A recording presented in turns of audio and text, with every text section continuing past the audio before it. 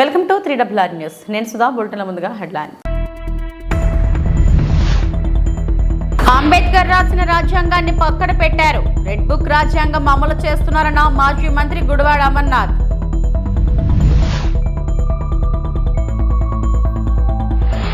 తొలి సభలో అదరగొట్టిన deputy CM Pawan.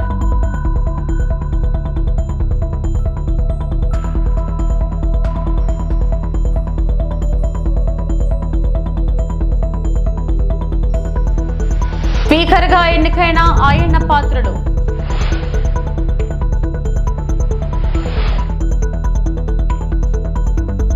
Andhra Pradesh 16వ శాసనసభాపతిగా senior MLA చింతకాయల అయ్యన్న పాత్రుడు ఏకగ్రీవంగా ఎన్నికయ్యారు.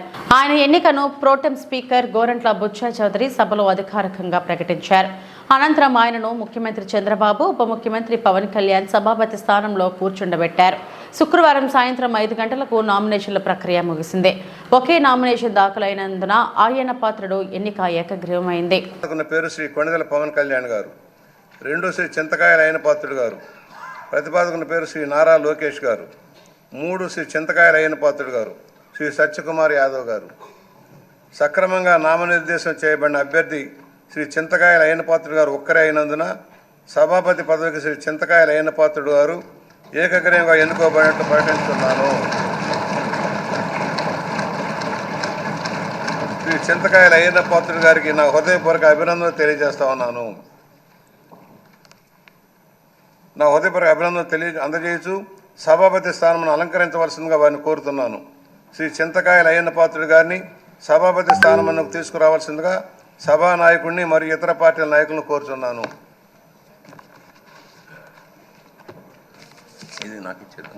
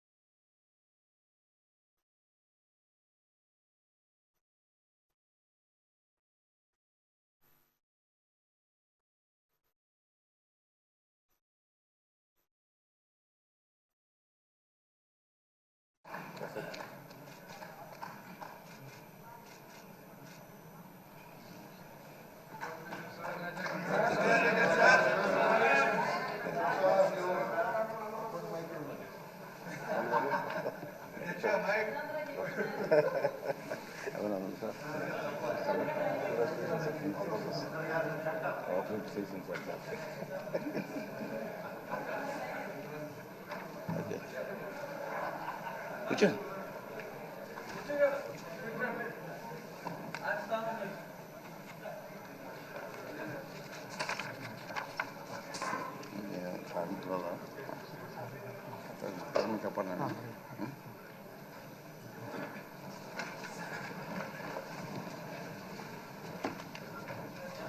వచ్చేస్తుందా?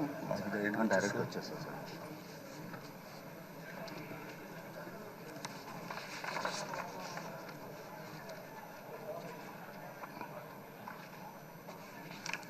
అందరికీ నమస్కారం అండి.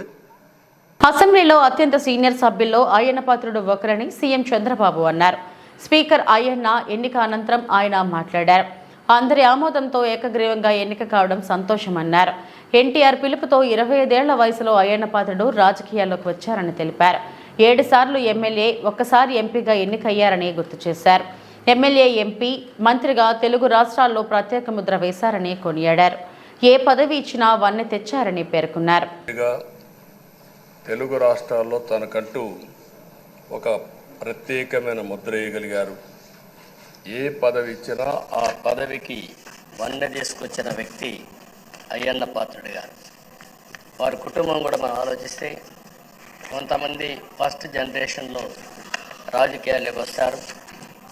అయ్యన్న పాత్రుడు గారిని చూస్తే 6 దశాబ్దాలు రాజకీయ చరిత్ర కలిగిన కుటుంబం. 1962లో అయ్యన్న పాత్రుడు గారి తాత లచ్చా పాత్రుడు గారు సొంత పార్టీ నుంచి పోటీ చేసి గెలిచారు. స్వాతంత్ర సమరయోధుడు గౌత లచ్చన్న సమకాలికుడిగా పనిచేశారు. అదే వారసత్వాన్ని కొనసాగిస్తూ అయ్యన్న పాత్రుడు గారు ఇప్పటివరకు పనిచేస్తున్నారు. 83, 85, 94, 99, 2004, 2014, 2024లో ఎమ్మెల్యేగా విజయం సాధించారు. నర్సీపట్నంలో తెలుగుదేశం పార్టీ పెట్టినప్పటి నుంచి వారే పోటీ చేస్తున్నారు. అది వారి యొక్క ప్రత్యేకత. 7 సార్లు ఎమ్మెల్యే గెలవడం, 16 సంవత్సరాలు మంత్రిగా పనిచేయడం, 1996లో అనకాపల్లి ఎంపీగా గెలుపొంది 2 సంవత్సరాలు అక్కడ పనిచేయడం, తెలుగుదేశం పార్టీ పాలిట్ బ్యూరో సభ్యుడిగా 10 ఏళ్ళు పనిచేశారు. టెక్నికల్ ఎడ్యుకేషన్, రోడ్లు, భవనాల శాఖ, అటవీ శాఖ, పంచాయతీరాజ్ శాఖ మంత్రిగా బాధ్యతలు నిర్వహించారు. 3 సార్లు R&B మినిస్టర్గా పనిచేశారు. అదేవిధంగా మనం ఒకసారి చూస్తే ఎప్పుడూ పోరాట యోధుడు, రాజీ పడని నాయకుడు, ఒక విశిష్టమైనటువంటి లక్ష్యాలుండే వ్యక్తి. తెలుగు రాష్ట్రాల్లో ఏ మారుమూల ఎవరిని అడిగినా అయ్యన్న పాత్రుడు గారిని గురించి చెప్తారు. 66 సంవత్సరాలు, ఇప్పుడు కూడా ఫైర్ బ్రాండే, చనిపోయే వరకు ఫైర్ బ్రాండ్గానే ఎక్కడ దాంట్లో రాజీనే లేదు. అదే మరి ఇంకొక పక్కన చూస్తే తనకంటూ ఒక ఇమేజ్. అదే సమయంలో లాయల్టీ ఫ్యాక్టరీలో కరుడు గట్టిన పసుపు యోధుడుగా పార్టీలో ఇంకొరకు ఉన్నారు, ఎప్పటికీ ఉంటారు. అది ఆయన ప్రత్యేకత. నీతి, నిజాయితీ, నిబద్ధత ఇవన్నీ ఉణికిపుచ్చుకొని రాజకీయం చేశారు. 42 సంవత్సరాలు. ఇప్పుడు చాలామంది ఫస్ట్ టైం వచ్చేవాళ్ళు ఉన్నారు, కొంతమంది రెండవసారి వచ్చేవాళ్ళు ఉన్నారు. 42 సంవత్సరాలు ఒక నియోజకవర్గం అంటి పెట్టుకొని నర్చర్ చేసి 7 సార్లు గెలవడం అనేది ఒక అరుదైన అనుభవం. చాలామందికి 2-3 సార్లుగా ఫెట్టెక్కి వస్తుంది. అక్కడి నుంచి మనుషులు మారిపోతూ ఉంటాం. అలాంటి సందర్భంలో ఎప్పుడు కూడా రాజీ పడకుండా పనిచేశారు. 42 సంవత్సరాలుగా పసుపు జెండాను మోస్తూనే ఉన్నారు. పార్టీని కన్న తల్లిగా భావించే నాయకుడు, పోరాట యోధుడు. ఎప్పుడు కూడా రాష్ట్రంలో అభివృద్ధి చేయడమే కాకుండా ఉత్తరాంధ్ర అభివృద్ధి కోసం, ప్రత్యేకంగా విశాఖపట్నం అభివృద్ధి కోసం ఎనలేని కృషి చేసిన నాయకుడు అయ్యన్న పాత్రుడు గారని చెప్పి కూడా నేను మీకు తెలియజేస్తున్నాను. ఆంధ్రప్రదేశ్ అసెంబ్లీలో డిప్యూటీ సీఎంగా పవన్ కళ్యాణ్ తొలిసారి ప్రసంగించారు. అసెంబ్లీ స్పీకర్గా అయ్యన్న పాత్రుడిని ఎన్నుకున్న తర్వాత స్పీకర్ను అభినందిస్తూ పవన్ మాట్లాడారు. తొలి స్పీచ్తోనే అదరగొట్టారు పవన్. సభ ఎలా ఉండాలో తన మనసులోని మాటలను తెలియజేశారు. సభ అధ్యక్ష హోదాలో సభను ముందుకు తీసుకెళ్లాలని అయ్యన్నను కోరారు. ఇన్నాళ్ళు మీ వాడి వేడితో కూడిన మాటలు విన్నాం. ఇక మీ నుండి అలాంటి మాటలు లేకపోయినా బాధ్యతతో మార్గం చూపించే మాటలు వింటాం. 2047 నాటికి ఏపీ ఉన్నతంగా ఉండాలి అంటే ఇప్పుడే దానికి పునాది వేయాలి. విభేదించడం, వాదించడం చర్చకు మూల సిద్ధాంతాలు, అంతేగాని దూషణలు, కోట్లాటలు కాదు. పొట్టి శ్రీరాములు చావుకు దగ్గరవుతూ చేసిన ఒక్కరోజు దీక్ష 1.5 ఏళ్లకు సమానం. మహానుభావుడు బ్రతికున్నప్పుడే కాదు, చనిపోయినప్పుడు కూడా ఆయన గుర్తుండాలి. ఈ విలువైన 5 ఏళ్లు రాబోయే తరాలకు దిశానిర్దేశం చేసేలా ఉండాలి. పశువు, పక్షి, చెట్టు అన్నీ కూడా బాగుండాలని కోరుకుంటున్నారని పవన్ ఆకాంక్షించారు. స్థానంలో కూర్చోవడం చాలా ఆనందంగా ఉంది. ఎన్ని దశాబ్దాలు ప్రజలు రాజకీయ జీవనంలో ఎన్ని దశాబ్దాలు ప్రజలు మీ వాడి వేడి చూశారు. మీకు కోపం వస్తే ఋషికొండను చెక్కినట్టు ప్రత్యర్థులకి పదునైన ఉత్తరాంధ్ర యాసలో గుండు కొట్టేస్తారు. ఒకటే బాధేస్తా ఉంది సార్, ఇకపైన మీకు తిట్టే అవకాశం లేకపోవడం. కానీ ఇక మీద సభలో ఎవరు తిడుతున్నా దాన్ని ఆఫ్ చేసే బాధ్యత మీ చేతిలోనే ఉంది. మీరే మైక్ ఆఫ్ చేయాలి. అంటే మా చిన్నప్పుడు నేను చూసేవాడు, ఒకసారి అల్లరి చేసే అబ్బాయిని క్లాస్ లీడర్ చేసేవాడు చిన్నప్పుడు మా స్కూల్లో. కానీ ఇన్నాళ్ళు ప్రజలు మీ వాడి వేడి పలుకులు, మీ ఘాటైన వాగ్దాటి చూశారు. ఈ రోజు నుంచి రాష్ట్ర ప్రజలు మీ హుందాతనం చూస్తారు. డిబేట్స్ వెనకాల దాక్కుని సంస్కారహీనమైన భాషలని భావాలని రకరకాల మాధ్యాల్లో విరజిమ్ముతూ ఉంటారు. దాని నియంత్రణ మీ ఆధ్వర్యంలో ఇక్కడి నుంచే మొదలవ్వాలి. ఇందాక సభా నాయకులు గౌరవ ముఖ్యమంత్రి శ్రీ చంద్రబాబు నాయుడు గారు చెప్తారు, ఆడబిడ్డలు ఏ విధంగా నలిగిపోయారు ఈ రాష్ట్రంలో గత 5 సంవత్సరాల్లో. చిన్న లేదు, పెద్ద లేదు, ఎవరని లేదు. ఎవరన్నా సరే ఒక మాట మాట్లాడితే వాళ్ళు వ్యక్తిగతంగా దూషణ, సోషల్ మీడియాలో వాళ్ళని క్యారెక్టర్ అసాసినేట్ చేయటం, వాళ్ళు పెద్ద నాయకులు కావచ్చు, కార్యకర్తలు కావచ్చు, లేదా వాళ్ళకి ఎదురు తిరిగి ఒక ఒపీనియన్ చెప్పి ఎవరైనా సగటు మనిషి కూడా కావచ్చు. అది ఇక్కడితో ఈ రోజు నుంచి ఆగిపోవాలి అధ్యక్ష. అది మీ ఆధ్వర్యంలోనే మొదలవ్వాలి. గత ప్రభుత్వం తాలూకు సభ జరిగిన విధానం చూస్తే ఈ వ్యక్తిగత దూషణ ఇవన్నీ చాలా ఇబ్బంది పెట్టే ప్రజలు. ఈ రోజున వాళ్ళకి 11 సీట్లకు పరిమితం అయ్యారు, ఈరోజు లేరు, ధైర్యం లేదు వాళ్ళకి. విజయాన్ని తీసుకోగలిగారు కానీ ఓటమిని కూడా ధైర్యంగా కూర్చుకునే వాళ్ళకి స్థాయి లేదు, వాళ్ళకి పారిపోయారు ఇక్కడి నుంచి. భావంలో ఉండే తీవ్రత భాషలో ఉండాల్సిన అవసరం లేదు. భాష మనుషుల్ని కలపడానికి కానీ విడగొట్టడానికి కాదు, భాష విద్వేషం రేపడానికి కాదు, పరిష్కరించడానికి. ఎంత జటిలమైన సమస్య అయినా, భయంకర సమస్య అయినా చర్చల ద్వారా పరిష్కరించుకోవడానికి కానీ వివాదం సృష్టించడానికి కాదు. ఈ సభ ఉన్నది అందుకు. కానీ మనం చూసింది వాళ్ళ దగ్గర నుంచి బూతులతోటి, వ్యక్తిగత దోషులతోటి రాష్ట్ర పురోభివృద్ధిని ఆపేశారు. ఎప్పుడూ ప్రజల గురించి ఆలోచించే వ్యక్తి అయ్యన్న పాత్రుడు. 7 సార్లు ఎమ్మెల్యేగా, ఎంపీగా చేసిన అనుభవం ఉంది. అయ్యన్న పాత్రుడు అంటే పోరాటం, ఓ పౌరుషం. మీ నాయకత్వంలో అనేక మంచి పనులు జరిగాయి.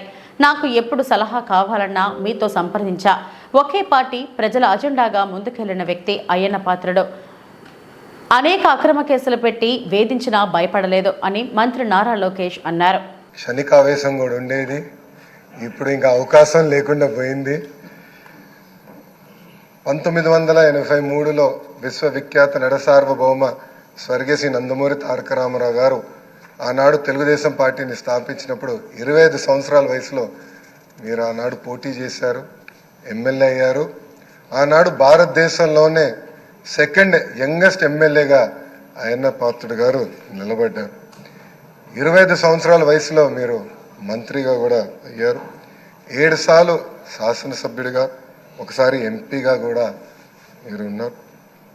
7 సార్లు ఒకే నియోజకవర్గం, నర్సీపట్నం నియోజకవర్గం ఏ అదృష్టం చేసుకుందో నాకు తెలియదు, కానీ 7 సార్లు కూడా నర్సీపట్నం నియోజకవర్గం ఎమ్మెల్యేగా మీరు నిలబడ్డారు.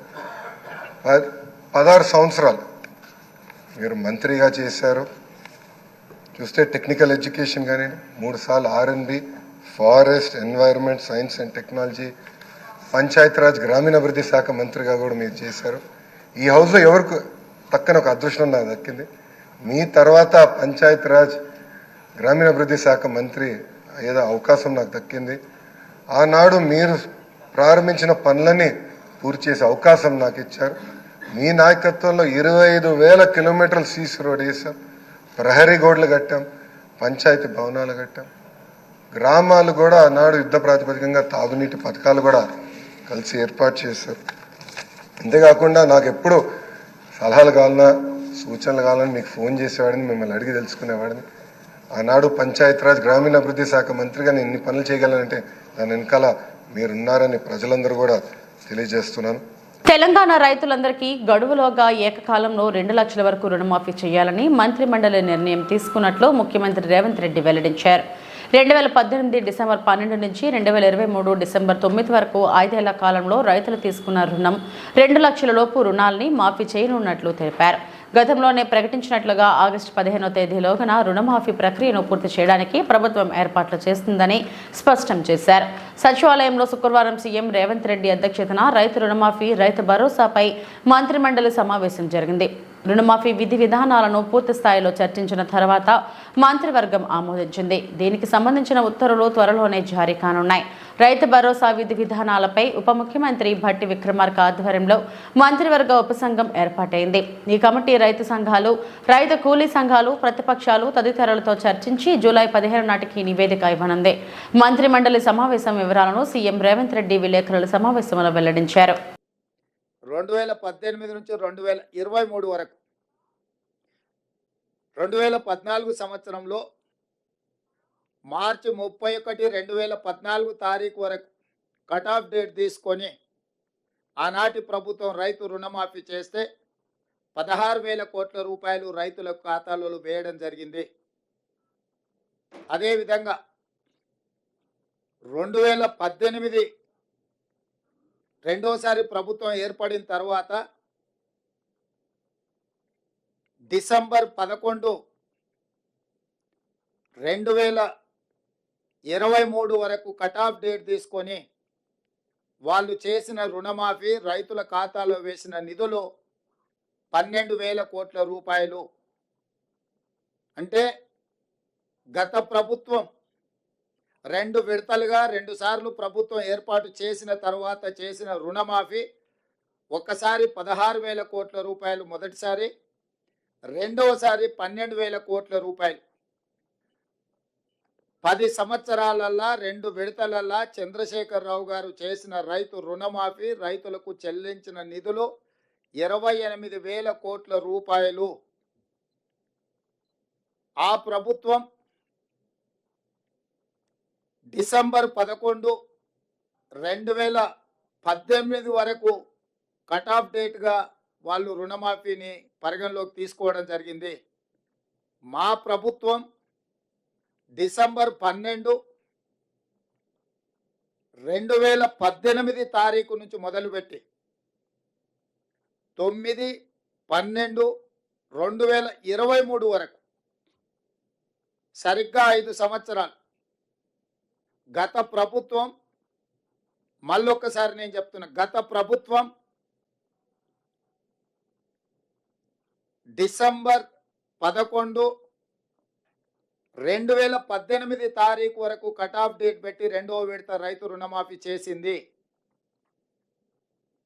డిసెంబర్ 12, 2018 తారీఖు నుంచి తీసుకున్న రుణాలు డిసెంబర్ 9, 2023 వరకు 5 సంవత్సరాల మధ్య కాలంలో ఈ రాష్ట్రంలో ఉన్న రైతులు తీసుకున్న 2 లక్షల రూపాయల వరకు రుణమాఫీని చెయ్యాలని మా ప్రభుత్వము ఈ మంత్రివర్గంలో నిర్ణయం తీసుకున్నది.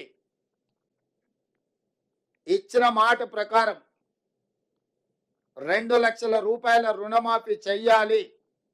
కట్ ఆఫ్ డేట్ 12, 12, 2018 నుంచి 9, 12, 2023 మధ్యకాలంలో రైతులు తీసుకున్న రుణాలను 2 లక్షల రూపాయల వరకు మాఫీ చేయాలని మా మంత్రివర్గంలో మేము నిర్ణయం తీసుకున్నాము. ఈ రుణాలు మాఫీ చేయడానికి దాదాపుగా 31,000 కోట్ల రూపాయలు అవసరం అవుతున్నది. 31,000 కోట్ల రూపాయలను సేకరించి తెలంగాణ రాష్ట్ర రైతాంగానికి రుణవిముక్తి కల్పించి వ్యవసాయం దండుగ కాదు, వ్యవసాయం పండుగ. ఈ ప్రభుత్వం, ఈ ప్రజాపాలన రైతు సంక్షేమం, రైతు రాజ్యం ఒక సంక్షేమ రాజ్యంగా, అభివృద్ధి రాష్ట్రంగా ముందుకు తీసుకెళ్తామని సంపూర్ణమైన విశ్వాసం, భరోసా కల్పించడానికి ఈరోజు మా మంత్రివర్గం నిర్ణయం తీసుకున్నది. ఆ ప్రకారం ఏకధాటిగా 2 లక్షల రుణమాఫీ చెయ్యాలని మేము నిర్ణయం తీసుకున్నాం. గత ప్రభుత్వం రుణమాఫీ 1,00,000 రూపాయలు చేస్తామని, 4 విడతలని, వడ్డీలు చెల్లిస్తామని రకరకాల ప్రకటనలు చేసి వాయిదాల మీద వాయిదాలు వేసుకుంటూ రైతులను, వ్యవసాయాన్ని సంక్షోభం వైపు నెట్టేసి రైతుల ఆత్మహత్యలకు కారణమైంది. 10 సంవత్సరాలల్లా ఏ రోజు కూడా వాళ్ళు ఇచ్చిన మాట నిలబెట్టుకోలేదు. కానీ మా ప్రభుత్వం ఇచ్చిన మాట ప్రకారం మొదటి 8 నెలల లోపుల్నే, ఎందుకంటే మేము 6 నెలలు పరిపాలన చేస్తే మొదటి 100 రోజులే పరిపాలన చేసినాం. తర్వాత దాదాపుగా 2.5 నెలలు పైచలకు ఎన్నికల కోడ్లోనే పోయింది. ఏపీలో కూటమి పాలనలో అంబేద్కర్ రాసిన రాజ్యాంగాన్ని పక్కన పెట్టారని, రెడ్ బుక్ రాజ్యాంగం అమలు చేస్తున్నారని మాజీ మంత్రి గుడివాడ అమర్నాథ్ విమర్శించారు. వైఎస్ఆర్సీపీ కార్యాలయాలను ఏపీ ప్రభుత్వం టార్గెట్ చేయడంపై శనివారం ఉదయం విశాఖలో ఆయన మీడియాతో మాట్లాడారు. ఏపీలో కూటమి సర్కార్ సాగిస్తున్న పాలన దేనికి సంకేతం? కోర్టు ప్రొసీడింగ్లో ఉండగానే తాడేపల్లి కేంద్ర కార్యాలయాన్ని నేలమట్టం చేశారు. పైగా చేసిందంతా చేస్తూ అసెంబ్లీలో నీతులు మాట్లాడుతున్నారు. ప్రభుత్వంలో ఉన్నామని ఏదైనా చేస్తామంటే పద్ధతి కాదు. ప్రజాస్వామ్యంలో అందరికీ అవకాశాలు వస్తాయి. మీకు వచ్చిన అవకాశాన్ని ఎలా వినియోగించుకుంటున్నారనేది ప్రజలు గమనిస్తున్నారని అన్నారు ఆయన. వ్యాప్తంగా చేస్తున్నటువంటి ఈ చర్యలను మనం చూస్తూ ఉన్నాం. ఈరోజు ఉదయం తెల్లవారుజామున 5 గంటలకి తాడేపల్లిలో వైఎస్ఆర్ కాంగ్రెస్ పార్టీ కేంద్ర కార్యాలయానికి సంబంధించినటువంటి నిర్మాణాన్ని 8 సంవత్సరాలు ఈ రాష్ట్రంలో ప్రతిపక్ష పార్టీగా, గడిచినటువంటి 5 సంవత్సరాల అధికార పార్టీగా, దాదాపు 13 సంవత్సరాలు చరిత్ర కలిగినటువంటి వైఎస్ఆర్ కాంగ్రెస్ పార్టీకి చెందినటువంటి కార్యాలయాన్ని ఏ రకంగా పూర్తిగా నేలమట్టం చేశారో అనేటువంటిది ఈరోజు తెల్లవారుజామున మనం చూసాం. మీరు కూడా మీ దృష్టి కూడా అదంతా కూడా వచ్చింది. దాని మీద కోర్టుకు వెళ్ళి కోర్టులో ఇంకా ప్రొసీడింగ్స్ జరుగుతుండగానే హై హ్యాండెడ్గా ఏ రకంగా కార్యాలయాన్ని పూర్తిగా 2 అంతస్తులు నిర్మించినటువంటి కార్యాలయాన్ని ఏ రకంగా నేలమట్టం చేశారో అన్నటువంటిది చూసాం. ఈరోజు రాష్ట్రంలో అంబేద్కర్ గారి రాజ్యాంగాన్ని పూర్తిగా పక్కన పెట్టి తెలుగుదేశం పార్టీ తాలూకా రెడ్ బుక్ రాజ్యాంగం నడుస్తూ ఉంది. వారు ఏదైతే ముందు నుంచి వారు ఎన్నికల ప్రచారంలో చెప్పారో, వారు అధికారంలోకి రాకమునుపు చెప్పారో, వారు చెప్పినటువంటి ఆ రెడ్ బుక్ రాజ్యాంగాన్ని ఈరోజు రాష్ట్రంలో అమలు చేస్తున్నటువంటి సందర్భాలు మనం చూస్తూ ఉన్నాం. ఇంకా పైపెచ్చు ఈరోజు అసెంబ్లీలో నీతులు మాట్లాడుతూ ఉన్నారు. సరే, మేమైతే మా నాయకుడు జగన్మోహన్ రెడ్డి గారు మొన్న సమావేశం పెట్టినప్పుడు చాలా క్లియర్గా కేటగారికల్గా చెప్పారు. 6 నెలల పాటు వారికి హనీమూన్ పీరియడ్ అనేటువంటిది నడుస్తూ ఉంది. సహజంగా ఒక అధికారంలోకి వచ్చినటువంటి రాజకీయ పార్టీకి, అధికారంలోకి వచ్చినటువంటి ఆ పార్టీకి సమయం ఇవ్వాల్సినటువంటి అవసరం ఉంది. వారు ఇచ్చినటువంటి హామీలు అమలు చేయడానికి మనం సమయం ఇవ్వాలి. వారు తీసుకునేటువంటి నిర్ణయాలకు మనం సమయం ఇవ్వాలి. ఇప్పుడు మనం మాట్లాడాల్సినటువంటి పని లేదు. 6 నెలల తర్వాత వారు తీసుకున్నటువంటి నిర్ణయాలన్నీ చూసిన తర్వాత అప్పుడు మనం స్పందిద్దాం అనేటువంటి మాట జగన్మోహన్ రెడ్డి గారు మొన్న సమావేశంలో చెప్పారు. దానికి కూడా వారు సమయం ఇవ్వట్లేదు. అధికారం వచ్చి కేవలం ఇంకా 20 రోజులు పూర్తవకముందే ఈ రకమైనటువంటి విదేశాల్లో ఉండే భారతీయ ఎన్ఆర్ఐలకు కృతజ్ఞతలు తెలియజేసిన మంత్రి నిమ్మల, మన రాష్ట్ర భవిష్యత్ తరాలు బాగుండాలనే ఉద్దేశంతో ఎన్డీఏ కూటమికి పెద్ద ఎత్తున అండగా నిలిచి విజయాన్ని చేకూర్చిన ఎన్ఆర్ఐలకు ప్రత్యేక ధన్యవాదాలు. ఈ సందర్భంగా ఆస్ట్రేలియా రాజధాని కన్బరాలో విజయోత్సవం జరుపుకుంటున్న ఎన్ఆర్ఐ, టీడీపీ, జనసేన, బీజేపీ ప్రతి ఒక్కరికి శుభాకాంక్షలు తెలియజేశారు రాష్ట్ర జలవనరుల శాఖ మంత్రి నిమ్మల రామానాయుడు.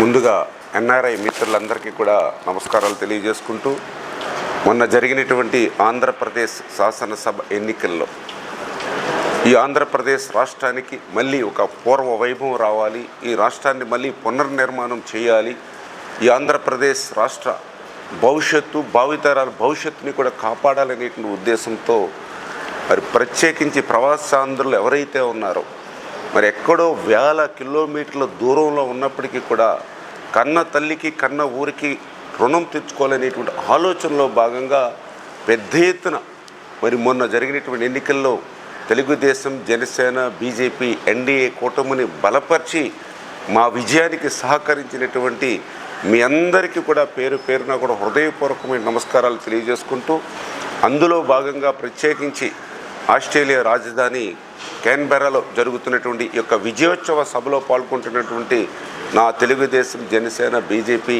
నాయకులు, కార్యకర్తలకు, అభిమానులకు అందరికీ కూడా మరొక్కసారి నా శుభాభినందనలు మీ అందరికీ కూడా తెలియజేసుకుంటూ ఉన్నాను. ఏపీలో మొదలైన టీడీపీ కూటమి విధ్వంస పాలన. తాడేపల్లిలో నిర్మాణంలో ఉన్న వైఎస్ఆర్ కాంగ్రెస్ పార్టీ కార్యాలయం కూల్చివేత. ఉదయం 5:30 గంటల సమయంలో కూల్చివేత ప్రారంభం. ప్రొక్లైన్లు, బుల్డోజర్లతో భవనాన్ని కూల్చివేత.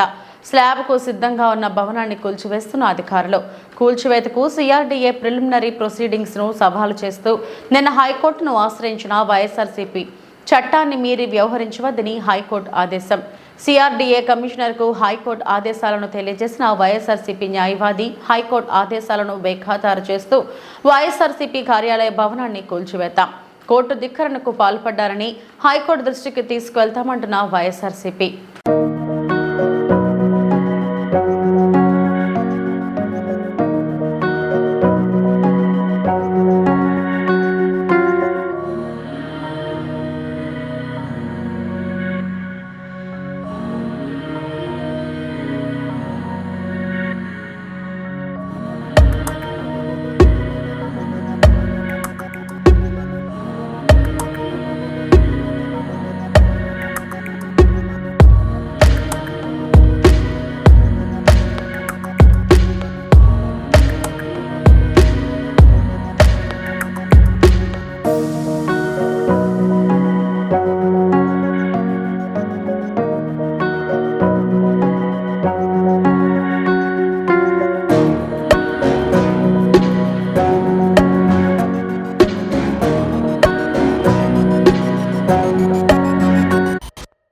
పార్టీ కార్యకర్తలకు, నేతలకు అండగా ఉంటాం. గతంలో ఎన్నడూ జరగని విధంగా వైసీపీ శ్రేణులపై టీడీపీ నాయకులు దాడులు చేస్తున్నారు.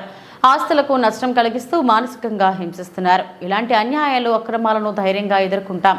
కార్యకర్తలను, నాయకులను కలిసి భరోసా కల్పిస్తాం. అక్రమాలు చేస్తే టీడీపీ నాయకులను నిలదీస్తాం. ఎప్పుడు ఏ అవసరం వచ్చినా కార్యకర్తలు మమ్మల్ని సంప్రదించవచ్చు అని కాకాని గోవర్ధన్ రెడ్డి మాజీ మంత్రి పేర్కొన్నారు. వైఎస్ఆర్ కాంగ్రెస్ పార్టీకి సంబంధించినటువంటి పార్టీ పెద్దలు అందరూ కూడా వాళ్లకు శుభాకాంక్షలు తెలియజేసి ప్రజలు ఇచ్చినటువంటి అవకాశాన్ని సద్వినియోగం చేసి ప్రభుత్వాన్ని సమర్థవంతంగా నడిపి ప్రజలకు ఇచ్చినటువంటి హామీల మేరకు సంక్షేమ కార్యక్రమాలు అమలు చేయండి అని చెప్పి కోరడం జరిగింది. ఈరోజే కొత్త ప్రభుత్వం శాసనసభ కొలువు తీరింది. శాసనసభ్యులు ఈరోజు శాసనసభ్యులుగా ప్రమాణ స్వీకార కార్యక్రమం కూడా కొనసాగుతుంది.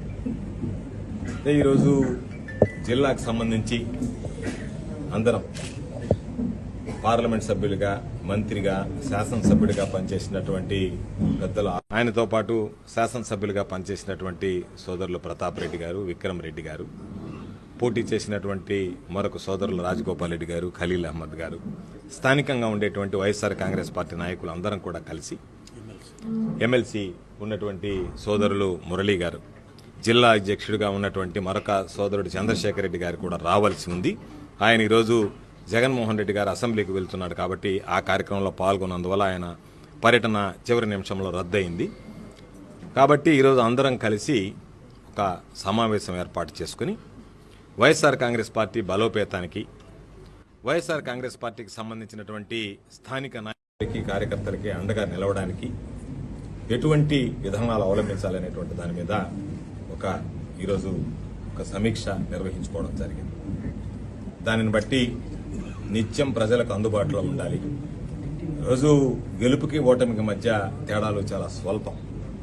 కాబట్టి లక్షల సంఖ్యలో ఈరోజు వైఎస్ఆర్ కాంగ్రెస్ పార్టీ అభ్యర్థులకు ఓట్లు రావడం జరిగింది. 5,000 నుంచి 15,000 నుంచి 20,000 వ్యత్యాసంతో ఓటమి పాలై ఉండొచ్చు. కానీ మా మీద ఆశలు పెట్టుకున్నటువంటి ప్రజలు, మాకు అండగా నిలిచినటువంటి నాయకులు, మాతో పాటు నడిచినటువంటి కార్యకర్తలు, వీళ్ళ యొక్క యోగక్షేమాలు కానీ, వాళ్ళకి అండగా నిలవాల్సినటువంటి అవసరం కానీ, అటువంటి గురుతర బాధ్యత మా అందరి మీద ఉంది అనేటువంటిది ఈరోజు అందరికీ తెలిసినటువంటి విషయమే. దాని మీద ఏ విధంగా ముందుకు వెళ్లాలనేటువంటి ఆలోచన చేశాం. ఎన్నడూ లేనటువంటి విధంగా ఈరోజు జిల్లాలో కూడా, రాష్ట్రంలో జరుగుతున్నాయి, జిల్లాలో కూడా వైఎస్ఆర్ కాంగ్రెస్ పార్టీ శ్రేణుల మీద ఈరోజు దాడులు జరగడం, అక్రమ కేసులు బనాయించడం, వాళ్ళని పోలీస్ స్టేషన్లకు తీసుకెళ్లడం, పోలీసు కేసులు పెట్టడం, జైళ్లకు పంపించడం, ఆస్తులు నష్టం చేయడం, వాళ్ళని గాయపరచడం, దాడులు చేయడం, మానసికంగా హింసించడం అనేక రకాలైనటువంటి కార్యక్రమాలు జరుగుతున్నాయి. కాబట్టి అందరం ఏకపక్షంగా వైఎస్ఆర్ కాంగ్రెస్ పార్టీ ఒకే త్రాటి మీద ఈ జిల్లాలో నిలిచి ఇటువంటి అన్యాయాలని అక్రమాలను ఎదుర్కొని ప్రజలకు అండగా నిలవాలనేటువంటి నిర్ణయం, దానికి ఒక కార్యాచరణ ప్రణాళిక సూత్రప్రాయంగా ఈరోజు మనం అనుకోవడం జరిగింది. దాన్ని కూడా విధి విధానాలన్నీ కూడా ఒకసారి అందరం కూడా మరొకసారి మాట్లాడి ఖరారు చేస్తాం. ప్రతి నెల 2 పర్యాయాలు అన్ని నియోజకవర్గాలు పర్యటించాలి. ప్రతి నియోజకవర్గంలో ఎక్కడైతే కార్యకర్తలకి ఎక్కడైతే ఇబ్బంది జరిగిందో అక్కడ వెళతాం. అధికారులు ఎవరైనా అలసత్వం ప్రదర్శిస్తే అధికారులను నిలదీస్తాం. అదేవిధంగా ప్రతి కార్యకర్తకి అండగా నిలవడానికి ఒకవేళ నిజంగా కార్యకర్తకు సంబంధించినటువంటి ఆస్తుల నష్టం జరిగినా లేదా వాళ్ళు ఏదైనా గాయపరిచిన ఆ కుటుంబాలను నేరుగా వెళ్లి ఆ కుటుంబాలతో మాట్లాడతాం, వాళ్ళకి అండగా నిలుస్తాం. ఈ ప్రభుత్వ విధానాలని ఎక్కడన్నా ఇటువంటి దౌర్జన్యాలు చేస్తే వాటిని వ్యతిరేకిస్తాం. అందుకనే ఒక కార్యాచరణ ప్రతి నెల కూడా 2 సార్లు 2 నియోజకవర్గాల నుంచి 3-4 నియోజకవర్గాల వరకు పర్యటించాలనేటువంటి నిర్ణయం తీసుకున్నాం. దానిలో భాగంగా కార్యకర్తలను కలవడం, నాయకులను కలవడం, కార్యకర్తలకు ధైర్యం చెప్పడం, కార్యకర్తలను ధైర్యంగా నిలవమని కోరడం, దానితో పాటు ఎక్కడన్నా అన్యాయాల అక్రమాలు జరిగితే అధికారుల దగ్గరికి వెళ్లడం, అధికారుల దృష్టికి తీసుకువెళ్లడం, అధికారులు వాటిని సరిగ్గా గనక సక్రమంగా పరిష్కరించకపోతే అధికారులను నిలదీయడానికి కూడా వెనకాడేటువంటి పరిస్థితి ఉంది. మేమేమి రాజకీయాల్లో ఉన్నాం, పదవులు అనుభవించాం. జగన్మోహన్ రెడ్డి గారు మా అందరికీ కూడా పదవులు ఇచ్చారు. మేము 2 సార్లు ఎమ్మెల్యేలు అయ్యాము, మంత్రులు అయ్యాము, అనేక రకాలైనటువంటి కార్యక్రమాలను నిర్వహించాం. కాబట్టి పార్టీ కష్టకాలంలో ఉన్నప్పుడు పార్టీ జెండాని ప్రతి ఒక్కరూ కూడా భుజాన్ని వేసుకుని మోస్తాం. ప్రత్యేకించి ఈరోజు ఎంత ఓటింగ్ శాతం 40% ఓటింగ్ వైఎస్ఆర్ కాంగ్రెస్ పార్టీకి రావడానికి ప్రధానమైనటువంటి కారకులు వైఎస్ఆర్ కాంగ్రెస్ పార్టీ కోసం రేపు ఏమి జరుగుతుంది అనేటువంటి ఆలోచన చేయకుండా మా కోసం నిలబడి ప్రాణాలు తెగించి పోరాడినటువంటి యోధులు మా కార్యకర్తలు. కాబట్టి వాళ్ళకి అండగా నిలవాల్సినటువంటి బాధ్యత మా మీద ఉంది. కాబట్టి ఇప్పటికే కొన్ని దగ్గరలో వాళ్ళని ఇబ్బంది పెట్టడం, హింసించడం రకరకాలుగా ఈరోజు మనం చూస్తున్నాం. ఖచ్చితంగా వాటికి సంబంధించి రేపు సోదరులు ప్రభాకర్ రెడ్డి గారు కార్యకర్తల సమావేశాన్ని ఆయన క్యాంపు కార్యాలయంలో ఏర్పాటు చేయడం జరిగింది. ఉదయం 10 గంటలకి అందరం కూడా ఆ కార్యక్రమంలో పాల్గొంటాం. కార్యకర్తలకు ధైర్యం చెప్తాం. మీడియా ముఖంగా వైఎస్ఆర్ కాంగ్రెస్ పార్టీకి సంబంధించినటువంటి ప్రతి కార్యకర్తని మేము కోరుకునేది మీరు ధైర్యంగా ఉండండి, మీ ప్రాణాలకి మా ప్రాణాలు అడ్డు పెడతాం. బీసీ వెల్ఫేర్ హాస్టల్ను ఆకస్మిక తనిఖీ చేసిన బీసీ సంక్షేమ శాఖ మంత్రి సవితమ్మ విజయవాడలోని ఎలక్ట్రిసిటీ కాలనీ ప్రభుత్వ వెనుకబడిన తరగతుల బాలుర వసతి గృహాలను ఆకస్మికంగా తనిఖీ చేశారు. విద్యార్థులతో మంత్రి సవితమ్మ మాట్లాడుతూ అందరూ బాగా చదువుకొని ఉన్నత స్థాయికి ఎదగాలని, మీకు ఏ సమస్య ఉన్నా నేరుగా తనకే ఫోన్ చేయొచ్చని విద్యార్థులకు ఫోన్ నెంబర్ ఇచ్చిన మంత్రి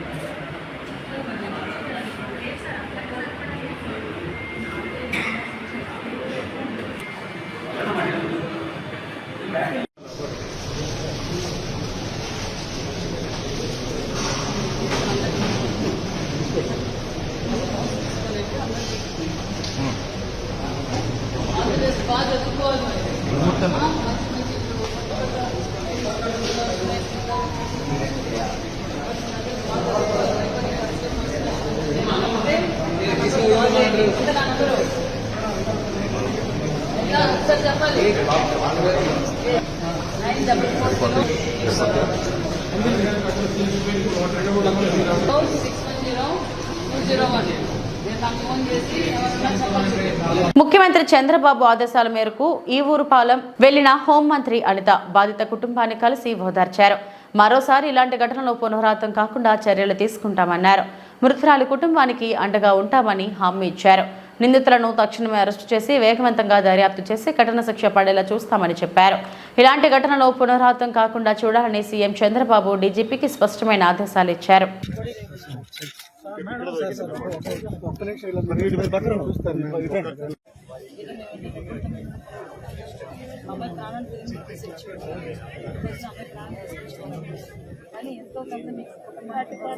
ఎక్కడికి వెళ్ళిన అమ్మ వెళ్ళొద్దని చెప్పొద్ది. అలా వాళ్ళతో మాట్లాడొస్తానమ్మా అని చెప్తే వెళ్ళొద్దు. ఎవరు వెళ్ళకన్నా ఒకటిగా వెళ్ళదు. అమ్మాయి భయం ఎక్కువ. మేము పంపించడు అసలు రోజు బాగోలేవు.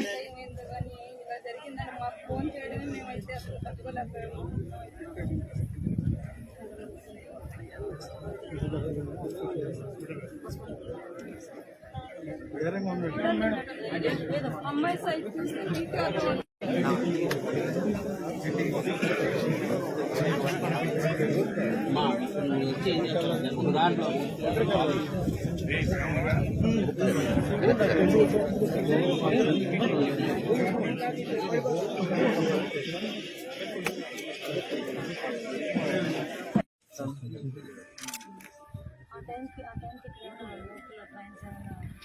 కొంచెం వెనక్కి ఉన్నా నీ కెమెరా నీ కాదు